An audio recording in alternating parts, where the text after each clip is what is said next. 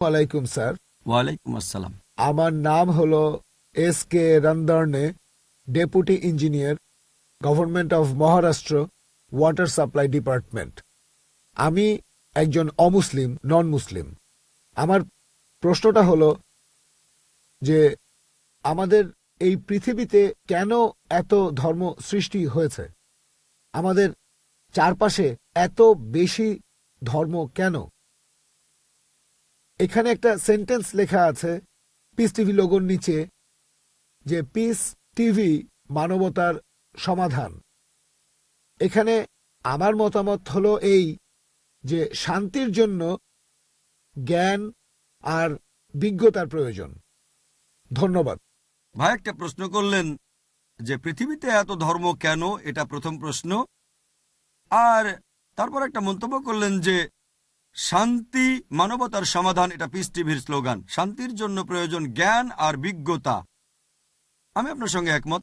আপনার প্রশ্নের প্রথম অংশটা নিয়ে যদি বলি যে পৃথিবীতে কেন এত বেশি ধর্ম, আমাদের বুঝতে হবে যে সর্বশক্তিমান ঈশ্বর, আমাদের স্রষ্টা আল্লাহ সুবহানাহু ওয়া তাআলা পাঠিয়েছেন মাত্র একটা ধর্ম। আল্লাহ পবিত্র কোরআনে বলেছেন সূরা আলে ইমরান অধ্যায় নম্বর 3 আয়াত নম্বর 19, ইন্নাদ-দীনা ইনদাল্লাহিল ইসলাম। একমাত্র ধর্ম, একমাত্র জীবন দর্শন যেটা আল্লাহ তাআলার গ্রহণযোগ্য, সেটা আল্লাহ তাআলার কাছে আত্মসমর্পণ করা। আল্লাহ তাআলা মাত্র একটা ধর্মই পাঠিয়েছেন।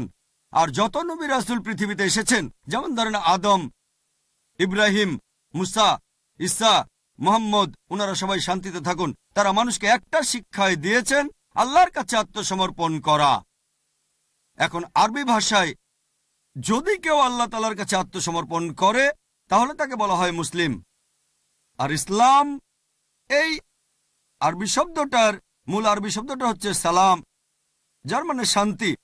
এর আরেকটা মূল আরবি শব্দ হচ্ছে সিলম, যার মানে আল্লাহ তাআলার কাছে নিজের ইচ্ছাকে সমর্পণ করা। তাহলে এক কথা ইসলাম মানে আল্লাহ তাআলার কাছে আত্মসমর্পণের মাধ্যমে শান্তি অর্জন করা।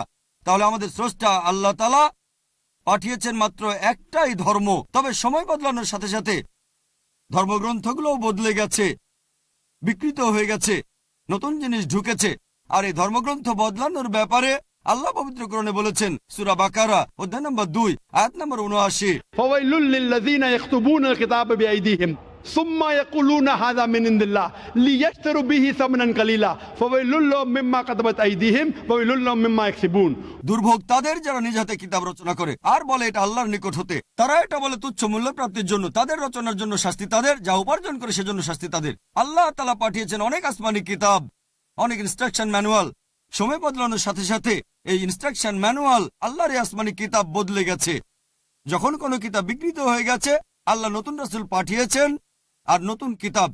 এইভাবে অনেক দিন চলেছে। তারপর আল্লাহ পাঠালেন সর্বশেষ ও চূড়ান্ত নবী মুহাম্মদ সাল্লাল্লাহু আলাইহি সাল্লামকে, আর সর্বশেষ ও চূড়ান্ত আসমানি কিতাব কোরআন নাজিল করলেন।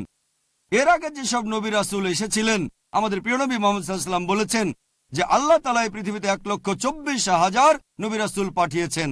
পবিত্র কোরআনে মাত্র 25 জনের নাম বলা হয়েছে, অন্যদের নাম আমরা জানি না। হতে পারে একজন প্রশ্ন করেছিল, আপনি কি মনে করেন, একজন হিন্দু আমাকে এই প্রশ্নটা করেছিল, আপনি কি রামকে আল্লাহর রাসূল বলে মানেন, অথবা শ্রীকৃষ্ণকে কি আল্লাহর রাসূল বলে আপনি মানেন? আমি বলবো, যেহেতু নামটা কোরআন হাদিসে উল্লেখ করা নেই, আমি জানি না। হতে পারে রাসূল, অথবা নাও হতে পারে, নিশ্চিত করে বলতে পারছি না।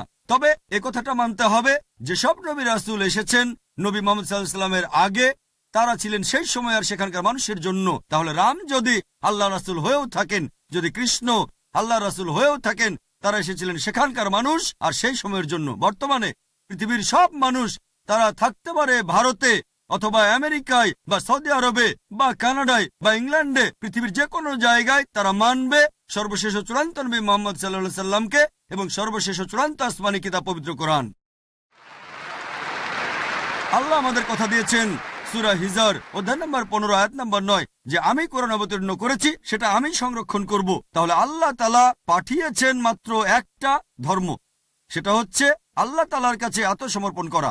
ইসলাম মানে আল্লাহর কাছে আত্মসমর্পণ করার মাধ্যমে শান্তি অর্জন করা। আর আপনি বললেন জ্ঞান এবং বিজ্ঞতা দিয়ে শান্তি অর্জন করা যায়। হ্যাঁ, কার কাছ থেকে জ্ঞান? সবচেয়ে সেরা কে? আল্লাহ তাআলা, আমাদের স্রষ্টা। কে সবচেয়ে জ্ঞানী? আল হাকিম, তিনি আল্লাহ সুবহানাহু ওয়া তাআলা মহান স্রষ্টা। তাহলে শান্তি অর্জনের সেরা উপায় হচ্ছে সেই জ্ঞান এবং নির্দেশনা মেনে চলা যেটা আমাদের স্রষ্টা আল্লাহ সুবহানাহু ওয়া তাআলা পাঠিয়েছেন। আশা করি উত্তরটা পেয়েছেন। ধন্যবাদ। হ্যাঁ বোন,